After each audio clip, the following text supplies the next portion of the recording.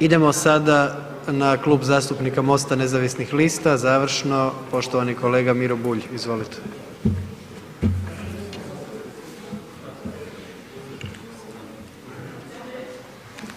Hvala lijepo. Kolegice i kolege, poštovani hrvatski narode, danas je bila rasprava o povjerenju hrvatskoj Vladi i njenom programu. Nekoliko minuta prije same rasprave smo dobili program ove Vlade.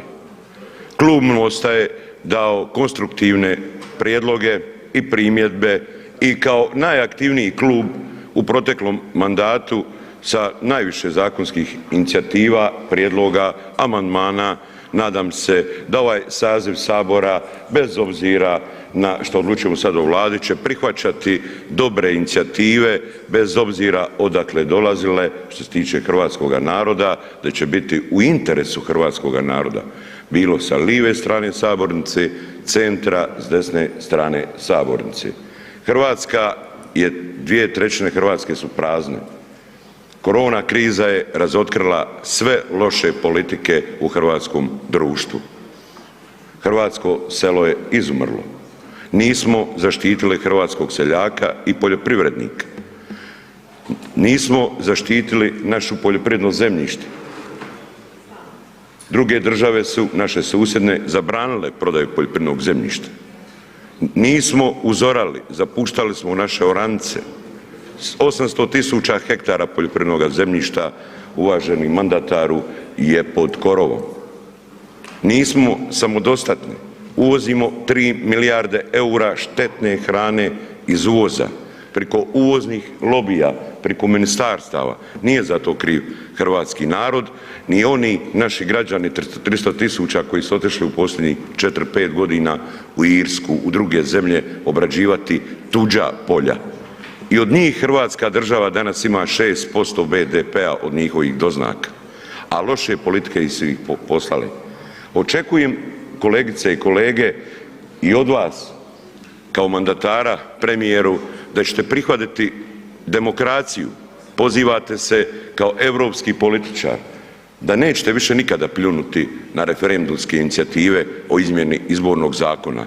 Jer najmanje što su ti građani koje ste iselili lošim politikama su imali pravo glasati elektronski i dopisno i zasigurno bi bili drugi rezultati. 2/3 Hrvatske su prazne, polja nam nisu uzorana. Nadam se premijeru, mandataru, da ćete uvažiti, tj. prihvatiti onaj prijedlog koji smo dali kao klub MOST-a, da ćete proglasiti isključivi gospodarski pojas i zaštititi naše suvereno pravo na koje mi imamo zaštita našeg ribara, našeg mora, našeg podmorja i našeg nadmorja. To je hrvatski nacionalni interes.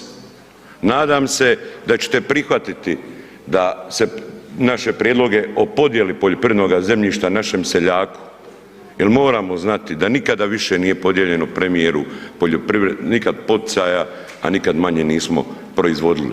Nije to samo pitanje Megle u Osijeku. Pitanje što smo imali prije samo nekoliko godina 65.000 OPG-ova koji se bavili mljekarskom proizvodnjom, sad smo spali ispod 5.000. Pitanje opstanka hrvatskog čovjeka na ovome području. Nadam se da ćemo zabraniti uvoz GMO-a, prodaju, trgovinu i sadnju. Nadam se, ali sve da potičemo domaću proizvodnju, a ne da najviše uvozimo proizvoda tjestenina od naše žitarice, tj. naše Slavonije koja nas može hraniti sve. Samo moja Dalmacija može 11 milijuna ljudi hraniti na 200.000 hektara neobrađenoga zemljišta. To su naši interesi, kolegice i kolege. Nije pod ovim svjetlima sve. Otiđite, pogledajte iz one krajeve odakle ste došli, narod vas je izabrao.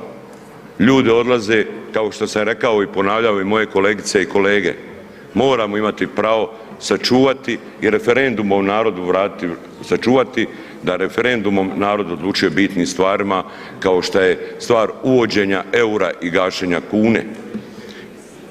Mi se moramo posvetiti isključivo opstanku hrvatskog čovjeka na ovim prostorima. vidio sam, spominje se Slavonija, Dalmatinska zagora. Evo sada kad se spominju 2 milijarde za Dalmatinsku zagoru, pa barem riješite problem ovih 150 milijuna da riješimo kanalizaciju, tj. aglomeraciju, npr. u Sinju, da nam fekalije ne idu u našu Cetinu. Hvala lijepo.